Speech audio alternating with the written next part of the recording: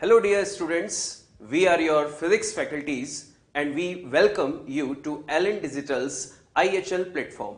IHL means Interactive and Happy Learning.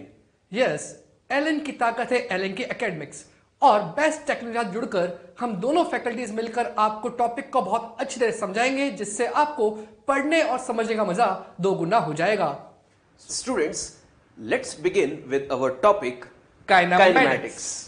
Kinematics जैसा आप देख सकते हैं ये दो वर्ड से मिलकर बना है, दैट इज काइनेमैटिक्स. काइने का मतलब है मोशन, मैटिक्स का मतलब है मेजरमेंट, इसका मतलब मोशन का मेजरमेंट. अब बच्चों मोशन के मेजरमेंट में कुछ पैरामीटर्स आते हैं जैसे distance, displacement, speed, velocity, acceleration और भी चीजें होंगी जो अपन इस चैप्टर्स में देखेंगे. तो उन सबका मेजरमेंट अपन को यहाँ पर करना है, उसी को कहते हैं काइनेमैटिक्स. पर काइनेमैटिक्स में अपन क्या चीज पे बिलीव नहीं करते, अब किस चीज को कंसीडर नहीं करते, वो आपको सर बताएंगे. बच्चों, जैसा सर ने आपको बताया कि हमें मेजरमेंट करना है किसका, मोशन का, और मोशन के साथ साथ जुड़ी हुई सभी पैरामीटर्स का, जैसा सर ने नाम लिए distance, displacement, speed, velocity, acceleration. But जो चीज हमें यहाँ पर कैलकुलेट नहीं करनी है वो है कॉज ऑफ द मोशन. जैसा कि हम लोग अच्छे से जानते हैं कि अगर हम लोग मोशन में हैं और मोशन में हम किसी भी तरह का कोई चेंज करना चाहते हैं तो चेंज करने के लिए डेफिनेटली हमें किसी ना किसी फोर्स की जरूरत पड़ती है. बट उस फोर्स को, जैसा कि मैंने बोला कि हमें कॉज डिस्कस नहीं करना है किसी भी तरह के मोशन में, हमें सिर्फ और सिर्फ उसकी क्वांटिटीज जैसे कि अभी हम लोगों ने बात की थी उन्हीं को स्टडी करना है. So here we are not considering the cause of the motion. अब जैसा कि सर ने बोला मोशन, तो मोशन किस पर डिपेंड करता है, वो है फ्रेम ऑफ रेफरेंस. अब फ्रेम ऑफ रेफरेंस से रिलेटेड मैं एक छोटा सा एग्जांपल दे रहा हूं, फिर उसके बारे में डिस्कस करेंगे. सपोज सर अपन दोनों ट्रेन में बैठे हुए हैं और अपन एक ट्रेन स्टेशन की तरफ पहुंचने वाले हैं, सपोज कोटा स्टेशन की तरफ पहुंचने वाले हैं. तो अगर मैं आपसे बोलूंगा कि सर आपको स्टेशन को देखकर क्या फीलिंग आ रही है, तो आप क्या बोलेंगे? कोटा आ गया, डेफिनेटली कोटा आ गया. बिल्कुल, सर ने बोला कोटा आ गया, इसका मतलब कोटा के पास पाँव है, लेग्स हैं और चल के आ रहा है. ध्यान देना. और वहीं पर अगर हम दोनों स्टेशन पे खड़े होते, प्लेटफॉर्म पे खड़े होते और अब मैं सर को बोलता सर ट्रेन को देखकर आपके मन में क्या फीलिंग आ रही है, तो सर क्या बोलेंगे? ट्रेन आ गई. ट्रेन आ गई. इसका मतलब इस बार ट्रेन आ रही है. इसका ये मतलब हुआ कि हमारी पहले फ्रेम ऑफ रेफरेंस ट्रेन थी, हम ट्रेन के अंदर बैठे हुए थे. बाद में हमारी फ्रेम ऑफ रेफरेंस प्लेटफॉर्म हो गए, हम प्लेटफॉर्म में खड़े थे. पर दोनों के रेफरेंस में आंसर अलग अलग हो गए. एक कंडीशन में हमने बोला कोटा आ गया, दूसरी कंडीशन में हमने बोला ट्रेन आ गई. इसका मतलब जो मोशन है किसी भी चीज का वो डिपेंड कर रहा है फ्रेम ऑफ रेफरेंस पे कि आप जिस पर्टिकुलर सराउंडिंग में है उस वो फ्रेम ऑफ रेफरेंस क्या है. अगर आप कार के अंदर बैठे हुए होते हैं और बाहर पेड़ों को देखोगे तो आपको लगेगा पेड़ जा रहे हैं पीछे, तो इसका मतलब आपकी जो फ्रेम ऑफ रेफरेंस है वो कौन हो गई? कार. तो बच्चों यहां से एक बात समझना, मोशन जो वर्ड है वो फ्रेम ऑफ रेफरेंस पे 100% डिपेंड करता है. Without frame of reference we can not define motion. बिल्कुल. तो बच्चों देखिए, सर ने आपको एक बहुत इंपॉर्टेंट वर्ड समझाया, that is frame of reference. अब फ्रेम ऑफ रेफरेंस को थोड़ा और डिटेल में हम लोग डिस्कस करते हैं, क्योंकि किसी भी, जैसा सर बोल रहे थे, किसी भी पार्टिकल के रेस्ट और मोशन को ऑब्जर्व करने के लिए हमें एक फ्रेम डिसाइड करना जरूरी है. क्योंकि अगर सर यहाँ पर हम लोग एक छोटा सा क्वेश्चन रखें बच्चों के सामने, अगर मैं यहाँ पर पूछूं कि ये जो पेन है वो रेस्ट पे है, मैं एक स्टेटमेंट बोलूंगा और उस पर हमको ध्यान देना है. स्टूडेंट्स आप आंसर दीजिएगा.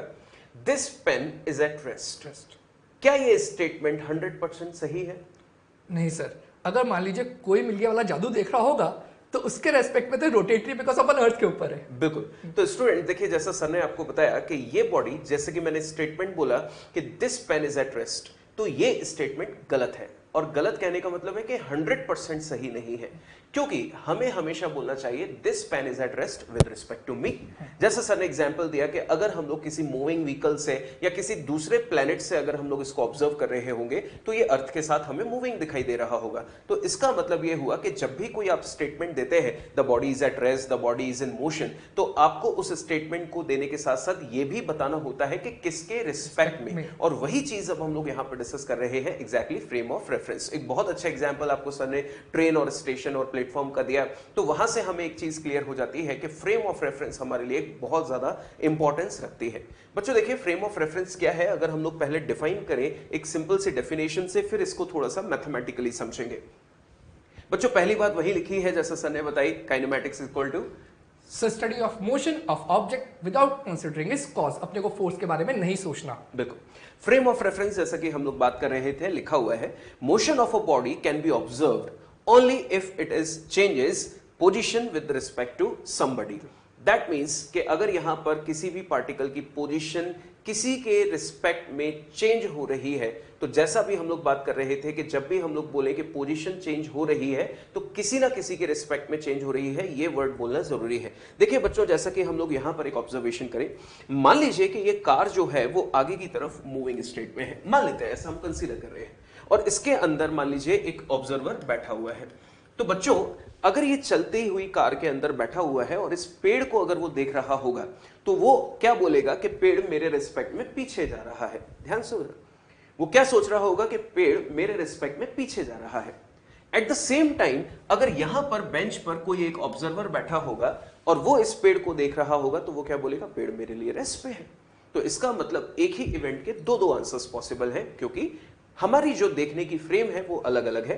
ये कार में बैठकर देख रहा है तो इसके लिए फ्रेम कौन हो गई, कार। ये इस बेंच पर बैठकर देख रहा है तो इसके लिए फ्रेम जो अटैच्ड है वो किसके साथ है, इस बेंच के साथ अटैच्ड है। तो एग्जैक्टली फ्रेम ऑफ रेफरेंस हम डिफाइन कैसे करें सो दैट हमारे पास एक कॉमन आंसर्स आए। मतलब हम जब भी किसी चीज को डिफाइन करें तो एक किसी पर्टिकुलर स्टैंडर्ड वे में हम लोग उसको डिफाइन कर पाए। तो अभी जो हम लोगों ने बातें की वो पहले हम लोग यहां पर देखें क्या लिखा हुआ है, it is the reference with respect to which position और motion of particle is defined. तो एग्जैक्टली बच्चों, अब हम लोग इसको मैथमेटिकली डिफाइन करते हैं, फिर इस लास्ट पॉइंट पर भी हम लोग चर्चा करेंगे। देखिए बच्चों, एग्जैक्टली होता क्या है कि जब भी हमको फ्रेम ऑफ रेफरेंस की जरूरत पड़ती है तो हम लोगों ने एक मैथमेटिकल, जैसा कि हम जानते हैं, Cartesian coordinate system, the combination of 3 perpendicular axis x, y और z, इनके कॉम्बिनेशन को हम लोगों ने डिफाइन किया है एज कार्टेशियन कोऑर्डिनेट सिस्टम, जिसको हम लोग यहां पर as a frame of reference use करते हैं। बच्चों, मान लेते हैं कि यहां पर ये वाला जो पॉइंट है इसको हम लोगों ने ओरिजिन बोला है और इसके कोऑर्डिनेट है 0,0,0, और मान लेते हैं कि यहां पर एक पार्टिकल अगर हम लोग इमेजिन करें तो सबसे पहले इसकी एक्सिस की बात करें तो बच्चों x और y इस प्लेन के अंदर है और जो z है वो प्लेन के बाहर है, यानी कि आउटवर्ड्स लाइक दिस। और मैं बात कर रहा था कि अगर हमें किसी पार्टिकल की पोजीशन को डिफाइन करना है तो सबसे पहले एक पार्टिकल इमेजिन कर लेते हैं। बच्चों, ये जो स्क्रीन है ये आपके लिए एक प्लेन है और मान लीजिए पार्टिकल स्क्रीन के बाहर यहां पर है। अब यहां पर इसको मैं डिफाइन नहीं कर सकता, आई मीन डिनोट नहीं कर सकता, इसलिए मैं थोड़ी देर के लिए इसको यहां पे डिफाइन कर देता हूं एज पार्टिकल पी। बच्चों, सोच के देखिए कि इस पार्टिकल के लिए अगर पूछा जाए कि मान लो अपना ऑब्जर्वर यहां बैठा हुआ है ऐसे, और ऑब्जर्वर से पूछा जाए कि ये पार्टिकल इस समय कहां पर है, तो ये पार्टिकल को जब बताएगा तो कैसे बताएगा कि पार्टिकल का इस ऑब्जर्वर के रिस्पेक्ट में, यानी कि ओरिजिन के रिस्पेक्ट में x कोऑर्डिनेट ये है, y कोऑर्डिनेट ये है, z कोऑर्डिनेट आगे है। इसका मतलब किसी भी पार्टिकल की पोजीशन को डिफाइन करने के लिए उसको यहां पर 3 कोऑर्डिनेट्स डिफाइन करने पड़ रहे हैं, x, y और z। डेफिनेटली x, y और z कोऑर्डिनेट उसको डिफाइन करने पड़ रहे हैं। और अगर ये x, y, z कोऑर्डिनेट अगर मान लीजिए टाइम के साथ ये पार्टिकल अपने कोऑर्डिनेट्स चेंज कर रहा होता है, या तो x या तो y या तो z या तीनों या इनमें से कोई दो, तो हमें टाइम के साथ अगर इसकी पोजीशन चेंज होती हुई दिखाई दे रही है तो इस ऑब्जर्वर को ये पार्टिकल मोशन में दिखाई देता। तो मोशन में दिखाई देता तो बोलता कि टाइम के साथ इसका x कोऑर्डिनेट इतना चेंज हुआ, y इतना चेंज हुआ, z इतना चेंज हुआ। तो 100% हमें किसी भी पार्टिकल की पोजीशन या उसके मोशन को डिफाइन करने के लिए एक फ्रेम चाहिए, और इस कंबाइंड सिस्टम को विद टाइम, अगर हम टाइम भी मेजर करना है, टाइम के साथ वैल्यूज चेंज हो रही है, तो इस पूरे कंबाइंड सिस्टम को विद टाइम अगर हम लोग बात करें तो हम लोग नाम देते हैं एज फ्रेम ऑफ रेफरेंस। और अब सर आपको बताएंगे कि अगर फ्रेम ऑफ रेफरेंस हमें गिवन नहीं है तो फिर क्या करना है। बच्चों, अगर फ्रेम ऑफ रेफरेंस आपको गिवन नहीं है और क्वेश्चन में कुछ भी गिवन नहीं है तो बाय डिफॉल्ट अपन जो भी ऑब्जर्वेशन कर रहे हैं वो ग्राउंड पे रह के कर रहे हैं, तो अपन बाय डिफॉल्ट ग्राउंड को as a frame of reference consider करेंगे। तो बात ध्यान रखिएगा, ग्राउंड के रेस्पेक्ट में हमको सारे ऑब्जर्वेशन कर रहे हैं, nothing is given. Nothing is given का मतलब क्वेश्चन में दे रखा है कि पर्सन ए के रेस्पेक्ट में सोचो तो वहां ग्राउंड फ्रेम ऑफ रेफरेंस नहीं लेनी। अगर आपको बोल रखा है कि किसी पर्टिकुलर पार्टिकल का मोशन हो रहा है पर ये नहीं बताया किसके रेस्पेक्ट में, उस कंडीशन में आपको ग्राउंड को फ्रेम ऑफ रेफरेंस कंसिडर करते हुए सॉल्व करना है। बिल्कुल, तो वही चीज बच्चों देखिए लास्ट पॉइंट लिखा था, if it is not specified then we consider ground as frame of reference. बढ़ते हैं बच्चों आगे अपने नेक्स्ट पॉइंट की तरफ, और वो है मोशन एंड रेस्ट। जैसा कि अपन ने सर ने बताया और अपने भी डिस्कस किया कि मोशन एंड रेस्ट डिपेंड करता है फ्रेम ऑफ रेफरेंस पे। जैसा सर ने बोला था कि ये क्या पेन रेस्ट पर है, पर सर ने ये नहीं बताया किसके रेस्पेक्ट में, तो ये टर्म डिफाइन नहीं हुई कि ये रेस्ट है या मोशन है। तो कोई भी चीज रेस्ट और मोशन पे होने के लिए फ्रेम ऑफ रेफरेंस जरूरत है। तो पहला पॉइंट है, if position of particle changes with time with respect to frame of reference, then it is called in motion. अगर वो किसी एक पर्टिकुलर पॉइंट के रेस्पेक्ट में अपनी पोजीशन को चेंज कर रहा है तो उसको कहते हैं वो पार्टिकल मोशन में है उस पर्टिकुलर पॉइंट के रेस्पेक्ट में।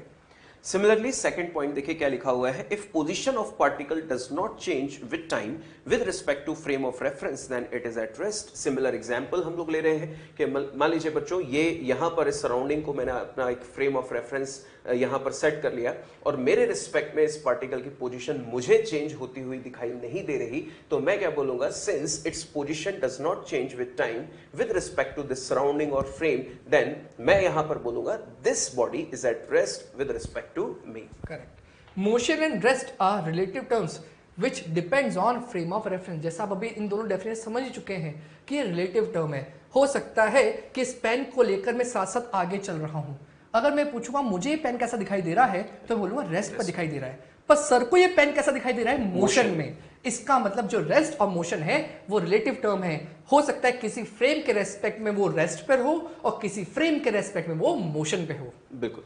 तो सर यहां पर एक क्वेश्चन बच्चों का बनता है कि जैसा कि आपने बताया कि ये रिलेटिव टर्म्स है, मतलब हमेशा किसी ना किसी के रिस्पेक्ट में डिफाइन होगी, तो क्या हम लोग ऐसा नहीं बोल सकते कि रेस्ट और मोशन एब्सोल्यूट हो सकते हैं? नहीं sir, never, they never be are absolute term, because rest और मोशन फ्रेम पर डिपेंड करती है, फ्रेम ऑफ रेफरेंस पर डिपेंड करती है, तो दे आर रिलेटिव टर्म। मतलब 100% रेस्ट या 100% मोशन होना पॉसिबल नहीं है, क्योंकि किसी ना किसी के रिस्पेक्ट में तो वो रेस्ट या मोशन दिख ही सकता है। जो रेस्ट पे है वो किसी को मोशन में और जो मोशन में है वो किसी को रेस्ट पे दिख सकता है, मतलब एब्सोल्यूट पॉसिबल नहीं है। बिल्कुल। तो आगे बच्चों हम लोग डिस्कशन कर रहे हैं टाइप्स ऑफ मोशन का, जिसमें सबसे पहला है 1D मोशन, जैसा कि लिखा हुआ है, if position changes with time with respect to frame of reference along a straight line, then motion is 1D or can say straight line motion or rectilinear motion। मतलब बच्चों मानकर चलिए, सीधे शब्दों में अपन बात करें कि बॉडी अगर स्ट्रेट लाइन पर मूव कर रही है with respect to some observer, तो वो ऑब्जर्वर वहां पर बोलेगा द बॉडी इज मूविंग या body is moving one dimensionally या body is performing one dimensional motion. There are so many examples, जैसा कि लिखा हुआ है, particle dropped from smaller height. बच्चों देखिए स्मॉलर हाइट इसलिए लिखा हुआ है क्योंकि बहुत ग्रेटर हाइट से अगर हम लोग बॉडी को रिलीज करें तो वहां पर कहीं ना कहीं ग्रेविटी फोर्स चेंज हो जाता है, वेरिएबल हो जाता है, तो अलग अलग कंडीशंस आ सकती हैं। बट फिलहाल हम लोग डिफाइन कर रहे हैं कि स्मॉलर हाइट से बॉडी को अगर ऐसे ड्रॉप कर दिया जाए तो हम नोटिस करते हैं कि बॉडी स्ट्रेट लाइन पर लाइक दिस इस तरह से मूव करती हुई नजर आती है, तो इसका मतलब वो एक 1D मोशन है। दूसरा लिखा है motion of train along straight track, तो ऑब्जर्व कीजिए ऑलरेडी यहां पर लिखा हुआ है स्ट्रेट ट्रैक पर अगर वो मूव कर रही है मेरे को लाइक दिस, तो वो उसका मोशन कैसा कहलाएगा, 1D मोशन। नेक्स्ट है 2D motion. If position changes in a plane, plane का मतलब होता है जो दो एक्सिस से मिलकर बना हो, या तो XY प्लेन या YZ प्लेन या ZX प्लेन, जिसके अंदर दो कोऑर्डिनेट्स हों, with time with respect to frame of reference, then motion is 2D या फिर 2 डायमेंशनल मोशन।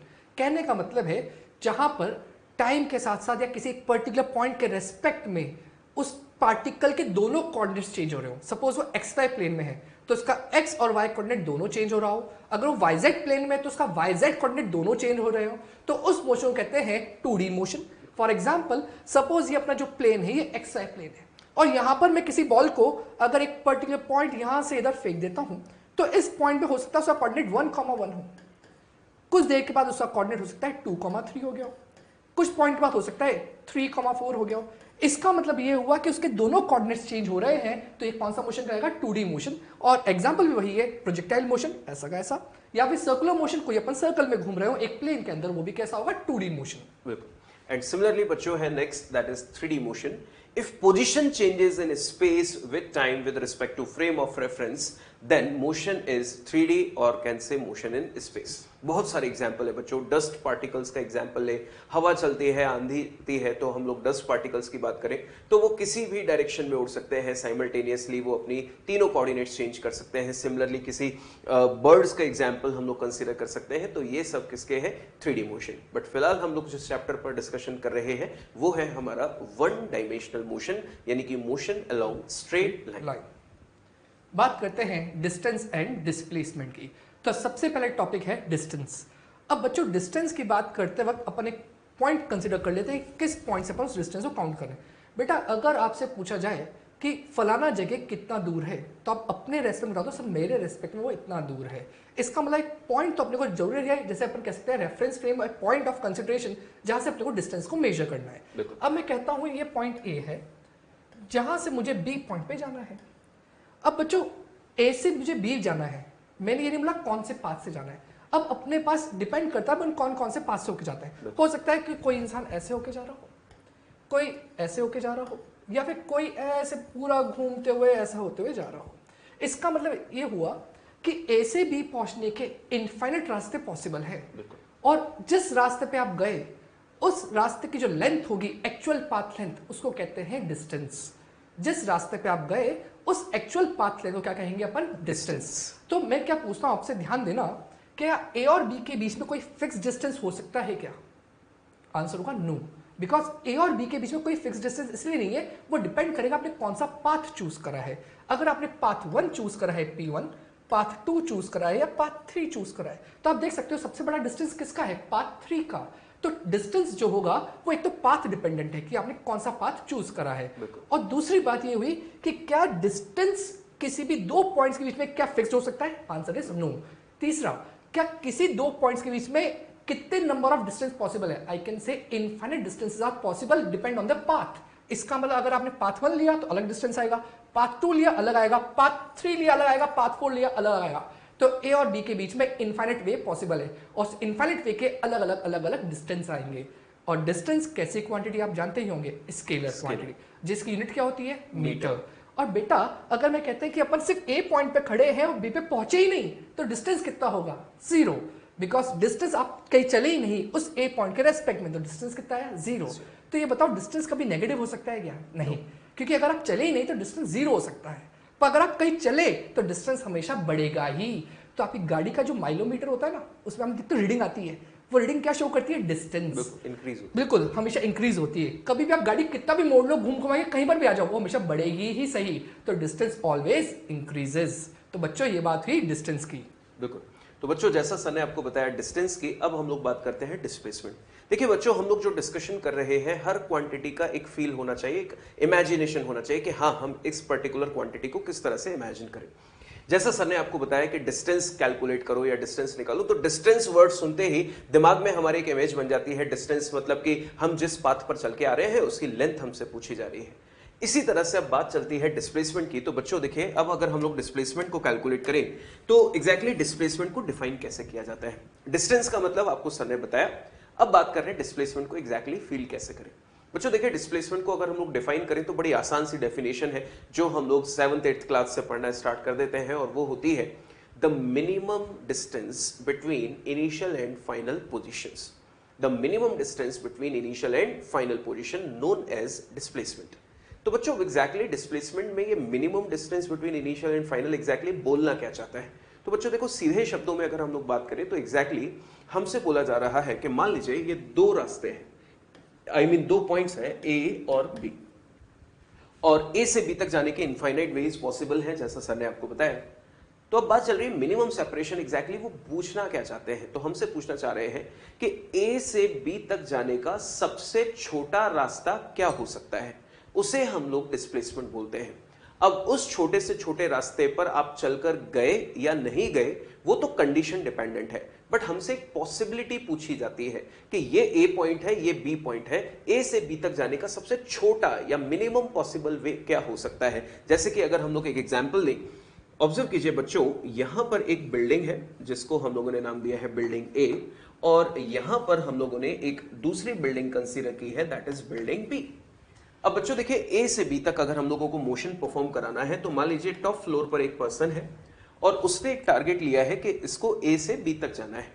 तो बच्चों ए से बी तक जाने की बात करें तो नेचुरली अगर हम लोग देखें, जो कॉमन मैन के लिए अगर बात करें तो चलते हुए वो कैसे आएगा? पहले स्टेयर्स से या किसी भी तरह से वो नीचे उतरेगा, फिर बाय रोड यहाँ आएगा, फिर स्टेयर्स से या लिफ्ट से किसी भी तरह से अगर हम लोग बात करें तो वो यहाँ पहुंचेगा। तो मान लीजिए स्टेयर्स से जो चलते हुए इस तरह से मूव किया, तो बच्चों ये जो उसने फॉलो किया, अगर हम लोग बात करें यहां से यहां तक नीचे आया, फिर सीधा चला, फिर ऊपर चला, तो ये जो पूरी पाथ लेंथ है वो क्या है? उसकी डिस्टेंस। पर बात चल रही थी डिस्प्लेसमेंट की, तो डिस्प्लेसमेंट क्या? Minimum distance between A and B. तो अगर मुझसे पूछा जाए, इस ऑब्जर्वर से पूछा जाए कि बच्चा बता कि ए से बी तक जाने का सबसे छोटा रास्ता क्या हो सकता था, तो ये क्या बोलता कि अगर ए से बी तक डायरेक्टली यहां कोई एक सीधी सड़क होती, मान लीजिए इमेजिन कर लीजिए कि वहां बिल्डिंग टू बिल्डिंग एक कनेक्टिविटी है कि ए से बी तक एक बिल्कुल सीधी सड़क होती, तो ये सबसे छोटा पॉसिबल वे हो सकता था और इसी को हम लोग क्या नाम देते हैं, डिस्प्लेसमेंट। अब प्रैक्टिकली वहां वो चीज है या नहीं, वो तो जैसा मैंने बोला कंडीशन डिपेंडेंट है, पर सबसे छोटा रास्ता तो यही होता।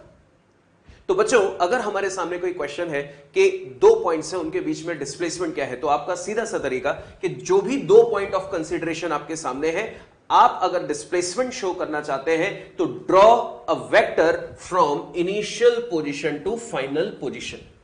कोई भी दो पॉइंट जो पॉइंट ऑफ कंसीडरेशन है, आपको बताना है कि डिस्प्लेसमेंट क्या होगा, तो अपन ने डिस्कस किया कि जो सबसे छोटा है वो कैसा होगा, स्ट्रेट लाइन। डेफिनेटली वो स्ट्रेट लाइन होगा। आप चेक कीजिए, सर ने जैसा आपको बताया, इसमें अगर मैं स्ट्रेट लाइन खींच दूं तो ये सबसे छोटा होगा, बाकी इसके रिस्पेक्ट में जो होंगे वो बड़े होंगे। तो दो पॉइंट ऑफ कंसीडरेशन जो है उनको आप ज्वाइन कर दीजिए with the help of a vector from initial position to final position. इस वेक्टर की जो लेंथ होगी वो एग्जैक्टली हमें बताएगा डिस्प्लेसमेंट का मैग्नीट्यूड और डायरेक्शन। अब बात चलती है, डिस्प्लेसमेंट एक वेक्टर क्वांटिटी है तो इसके पास डेफिनेटली डायरेक्शन भी होगी, और डायरेक्शन डिस्प्लेसमेंट कैसे बोली जाती है, from initial position to final position. ये एरो देखिए किसकी तरफ है, फाइनल पोजीशन की तरफ। जब भी आपसे पूछा गया कि बताओ ये पर्सन कहां से कहां तक चल के आया, तो आपका आंसर होगा फ्रॉम ए टू बी, और ये होगा उसके डिस्प्लेसमेंट का magnitude, the shortest possible way.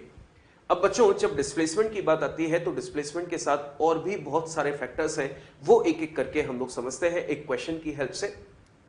बिल्कुल सर। अब जैसे कि सर ने बोला क्वेश्चन की हेल्प से, तो क्वेश्चन है कि सपोज कोई पाथ है, ये पॉइंट ऑफ कंसिडरेशन ओ है, ये ए है, ये बी है, और इस ओ वाले पॉइंट को अपन नंबर एक्सिस का 0,0 कंसिडर कर लेते हैं। तो ये जो ए पॉइंट है इसको मैंने मार्क कर दिया 10,0 और इसको मैंने मार्क कर दिया 20,0। सिमिलरली एक सी पॉइंट ले लिया यहाँ पर, दैट सी पॉइंट इज -30,0। तो सर बच्चों को इतना सा समझा दीजिए कि अगर पार्टिकल ओ से ए जा रहा है, कोई पार्टिकल का स्टार्ट पॉइंट यहाँ पर है, बिल्कुल, या फिर वो ओ से बी जा रहा है, या फिर वो ओ से बी होता हुआ ए पहुंच रहा है, तो इन तीनों कंडीशन के लिए डिस्टेंस और डिस्प्लेसमेंट क्या क्या होंगे। बिल्कुल।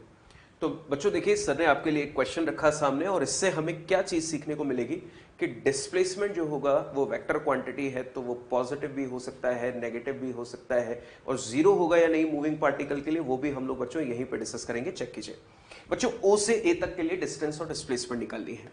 तो सबसे पहले अगर ओ से ए तक के लिए हम लोग डिस्टेंस कैलकुलेट करें, बच्चों ध्यान से देखना, डिस्टेंस हम लोग निकाल रहे हैं। तो बच्चों ओ से ए तक हम बात पहले ही कर चुके हैं कि हम लोग अभी फिलहाल स्ट्रेट लाइन मोशन कर रहे हैं, तो हम किसी भी तरह का कोई भी कर्व कंसीडर नहीं कर रहे हैं, बॉडी को बिल्कुल सीधा सीधा चला रहे हैं। तो बॉडी ओ से ए तक गई बच्चों, तो ये ओ से ए तक गई, ये हो गया इसका लेंथ जितना उसने मूव किया। तो बच्चों ओ से ए तक का कोऑर्डिनेट देखकर बताइए कितना लेंथ उसने कवर किया, 10 मीटर। तो मुझसे अगर पूछा जाए डिस्टेंस कितनी चला, तो 10 मीटर। अब बारी है डिस्प्लेसमेंट की। तो बच्चों अगर हमसे डिस्प्लेसमेंट की बात की जाए तो मैं अब दोबारा से यहां पर आपसे बोलूंगा कि आप इसको मार्क कीजिए। बच्चों ऑब्जर्व कीजिए, ओ से ए तक गया है और मैं आपसे बोलूं कि बच्चा डिस्प्लेसमेंट मार्क कीजिए, तो क्या सीखा था कि displacement shortest path, how to identify या कैसे उसको डिनोट किया जाता है, तो with the help of a vector, बिल्कुल straight line vector from initial position to final position. बच्चों ये रही स्टार्टिंग पॉइंट, जैसे सर ने बताया, ये है फाइनल पॉइंट। तो ओ से ए कनेक्ट कर दीजिए with the help of a vector. तो बच्चा ऑब्जर्व कीजिए कि एरो कहां पर है, आगे की तरफ, और इस एरो की, इस वेक्टर की जो टोटल लेंथ आ रही है वो कितनी है, 10। सपोज कर लेते हैं बच्चों ये एक्स एक्सिस है, तो डायरेक्शन क्या होगी, आई कैप, और ये डायरेक्शन क्या होगी, माइनस आई कैप। तो बच्चों अगर आप एरो देखें तो किसकी तरफ है, आई कैप की तरफ। तो इस समय अगर मुझसे पूछा जाए डिस्प्लेसमेंट कितना है, तो मेरा आंसर होगा 10 मीटर आई कैप। ये इसका सही आंसर होगा, बिकॉज हमें डायरेक्शन कैलकुलेट करनी है। अब आपको सर बताएंगे ओ से बी के लिए। अब अगर मैं ओ से बी की बात करूं तो ओ से बी डायरेक्टली बोला गया है। अगर डायरेक्टली बोला है तो डिस्टेंस की क्या मतलब था, एक्चुअल पाथ कवर्ड की लेंथ। तो क्या वो ओ से बी डायरेक्टली सीधे गया, तो इसकी लेंथ क्या होगी, ओ से बी की total length, that is 20 metre. तो डिस्टेंस कितना होगा, 20 मीटर। अब नेक्स्ट बात आती है डिस्प्लेसमेंट की। जैसे सर ने बोला shortest path between the initial and final point, तो उसका जो शॉर्टेस्ट पाथ होगा, क्या वो यहां से लेके यहां तक स्ट्रेट लाइन के साथ वेक्टर बना दिया, डायरेक्शन किधर है, rightward, that is I cap, और शॉर्टेस्ट पाथ ये ब्लैक लाइन है। क्या इस ब्लैक लाइन का जो पाथ आया वो भी कितना है, 0 से 20 तक, मतलब 20 मीटर।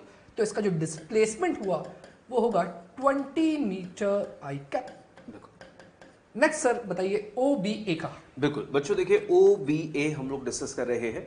तो OBA मैं थोड़ी देर के लिए अभी जो हम लोग ऑलरेडी मार्क कर चुके हैं इनको हटा रहा हूं सो दैट हमें दूसरी चीजें अच्छे से यहाँ पर रिप्रेजेंट कर पाए। तो बच्चों ऑब्जर्व कीजिए, OBA हमें कैलकुलेट करना है। तो इसका मतलब है कि पहले पार्टिकल O से B गया, फिर आया B से A। तो बच्चों देखिए O से B और B से A, नोटिस कीजिएगा आप, मैं इसको ड्रॉ कर रहा हूं। O से गया B और B से आया A। बच्चों ये इसने ट्रैवल किया। अब यहां पर एक चीज जो आपको ध्यान रखनी है वो ये कि मैंने सिर्फ यहां पर ये जो पाथ बनाया है वो सिर्फ आपको समझाने के लिए बनाया है, क्योंकि हम स्ट्रेट लाइन मोशन डिस्कस कर रहे हैं। तो इसका पाथ होगा जैसा आगे गया उसी पाथ को ट्रेस करते हुए पीछे आ गया। पर एग्जैक्टली क्या ओवरलैपिंग होने की वजह से हमको यहाँ पर रिप्रेजेंटेशन में और उसको समझने में दिक्कत आएगी। दैट्स वाई हम लोगों ने उसको थोड़ा सा घुमाकर बना दिया, पर आपको कंफ्यूज नहीं होना है।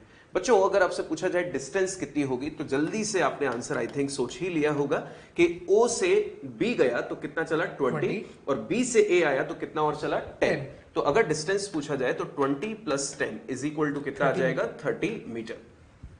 अब बच्चों बात चल रही है कि डिस्प्लेसमेंट निकालना है। तो बच्चों डिस्प्लेसमेंट निकालने के लिए अगर हमसे पूछा जाए कि रिप्रेजेंट कीजिए डिस्प्लेसमेंट को, तो नोटिस कीजिए स्टार्टिंग पॉइंट से एंडिंग पॉइंट की तरफ एक वेक्टर से रिप्रेजेंट करना है। बच्चों O से स्टार्ट किया और देखिए खत्म कहां पे किया, A पे। तो O और A हमारे पॉइंट ऑफ कंसिडरेशन है। Join them with the help of a vector from initial to final. तो बच्चों फ्रॉम इनिशियल टू फाइनल ये एक वेक्टर ज्वाइन कर दिया। देखकर बताइए कि वेक्टर की जो लेंथ है वो इस समय कितनी है 10 और एरो किसकी तरफ है आई कैप। तो अगर हमसे पूछा जाए कि डिस्प्लेसमेंट निकालिए तो आंसर कितना होगा 10 मीटर आई कैप। बच्चों नोटिस कीजिए जैसे ही हम लोगों ने रिवर्स कर दिया इसके पाथ को, डिस्टेंस की वैल्यू इंक्रीज हो गई। जैसा सर आपको बता चुके हैं कि डिस्टेंस हमेशा इंक्रीज होती है, पर जैसे ही यहां पर उसने घूम के वापस इस स्टार्टिंग पॉइंट की तरफ आया तो आप देखिए डिस्प्लेसमेंट जो प्रीवियस केस में 20 हो चुका था, अब जैसे ही वो लौट के प्रीवियस पॉइंट की तरफ आया डिस्प्लेसमेंट पहले से कम हो गया। मतलब आप फील कर रहे हैं कि मूविंग पार्टिकल के लिए डिस्प्लेसमेंट के मैग्नीट्यूड की वैल्यू कम भी हो सकती है। बिल्कुल। अब आपको सर बताएंगे एक और, सर यहां पर हम लोग डिस्कशन करते हैं O से A एंड A से O। ओके, तो सर ने जैसा कहा O से A एंड A से O, वापस डायग्राम को समझते हैं कि पार्टिकल कैसे गया होगा। तो देखिए मैं पुराने वाले पार्ट को थोड़ा सा रब कर देता हूं। अब बच्चों यहां समझना, पार्टिकल स्टार्ट O से हुआ, इसका मतलब यहां से वो स्टार्ट होके A तक गया, फिर A से वापस O पर आ गया। अगर ऐसा कुछ हुआ तो O से A और A से वापस O। पार्टिकल ने कितना डिस्टेंस कवरा, इसका मतलब उसकी जो एक्चुअल पाथ लेंथ है उसको कैलकुलेट कर लो। तो 10 मीटर आगे गया और 10 मीटर वापस पीछे आ गया। इसका टोटल डिस्टेंस कवर हुआ 20 मीटर। तो I can say distance is equal to 20 metre. अब बात होती है डिस्प्लेसमेंट की।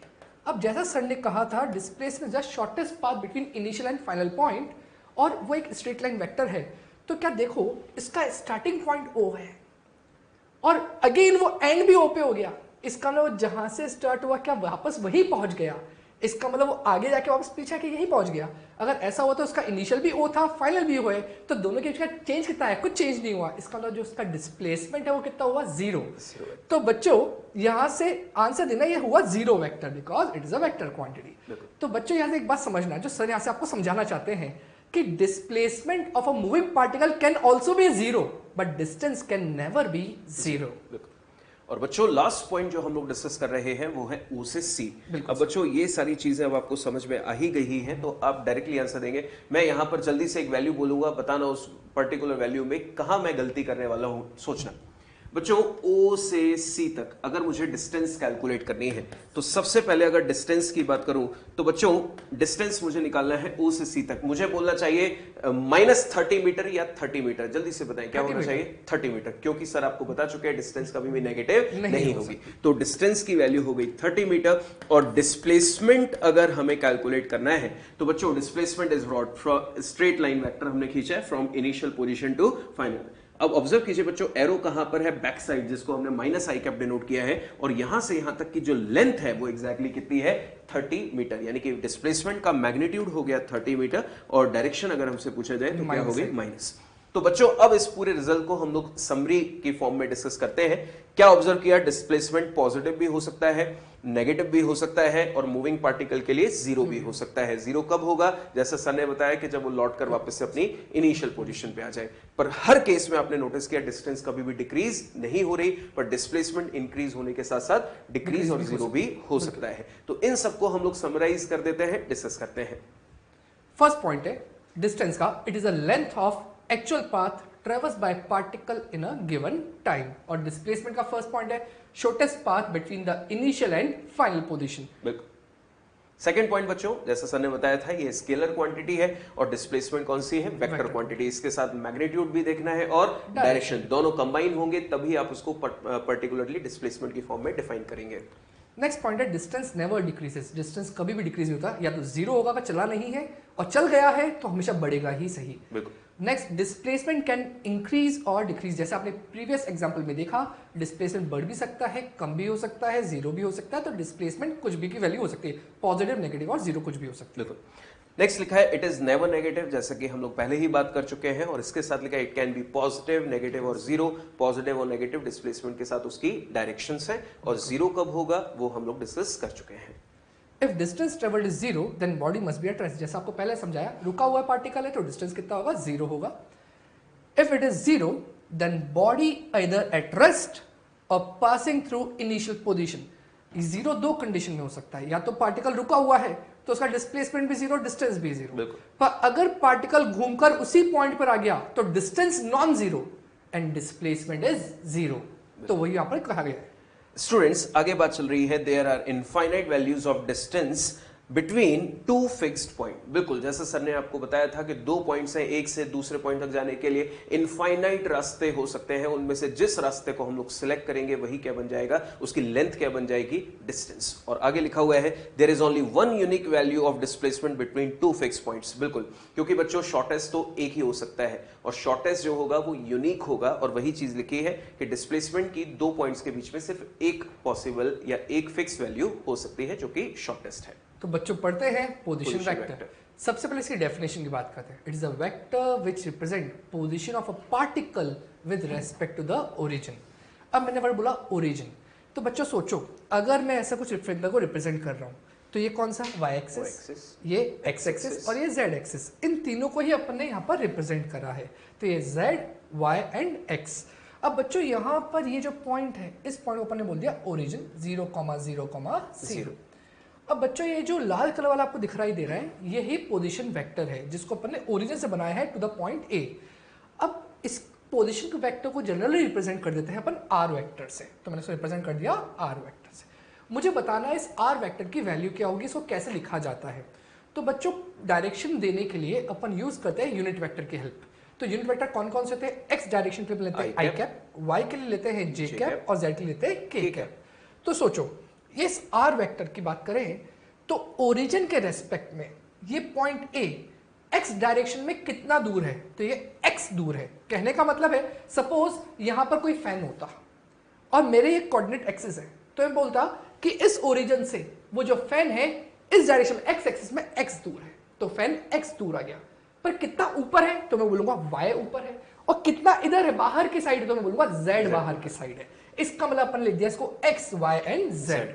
अब बच्चों इसको लिखा कैसे जाता है, इसको लिखा जाता है R vector that is position vector is equal to x. बेटा इनिशियल हमेशा जीरो ही होगा, तो इसलिए अपन इस जीरो के लिए बोल सकते हैं एक्स माइनस जीरो एक्स ही होगा। और डायरेक्शन कौन सा है, एक्स एक्सिस वाला, इसका मतलब दूंगा मैं एक्स आई कैप प्लस वाई जे कैप। सिमिलरली क्योंकि वाई है और इधर क्या है, जीरो है, और वाई एक्सिस की बात करें तो क्या होगा, J cap. And similarly for this Z K cap. तो इसी को कहते हैं अपन पोजीशन वेक्टर, और इसका यूज आगे देखते हैं कैसे अपन इसका यूज करेंगे। बिल्कुल बच्चों, तो जैसा आपने पोजीशन वेक्टर पढ़ा, अब आइए हम लोग डिस्कस करते हैं पोजीशन वेक्टर की टर्म्स पे डिस्प्लेसमेंट को कैसे डिफाइन किया जाता है।